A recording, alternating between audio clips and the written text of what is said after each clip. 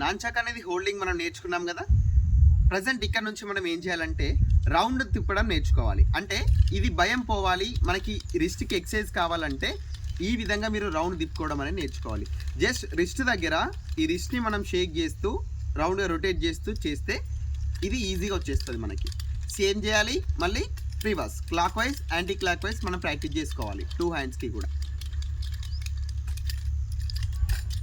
So next same ఇదే విధంగా సైడ్కి సేమ్ రివర్స్, సేమ్ ఇటు సైడ్ అండ్ రివర్స్. ఇట్లా మీరు 2 హ్యాండ్స్కి కనుక చేసుకోగలిగితే మీకు ఈ నాన్చాక్ భయం అనేది పోతుంది. సో ఇది తిప్పేటప్పుడు మనకి ఏమవుతుందంటే తాకుతుందనే భయం మైండ్లో ఉంటుంది. కాబట్టి మనం ఏం చేస్తాం, ఫస్ట్ భయం పోవాలని చెప్పి మనం ఇవన్నీ కూడా డిఫరెంట్ టైప్స్లో తిప్పుతాం. అదేవిధంగా మన రిస్ట్ కూడా ఫ్రీ అవుతుంది. ఓకే, డే 3లో మళ్ళీ కంటిన్యూషన్ వీడియో అనేది పెడతాం.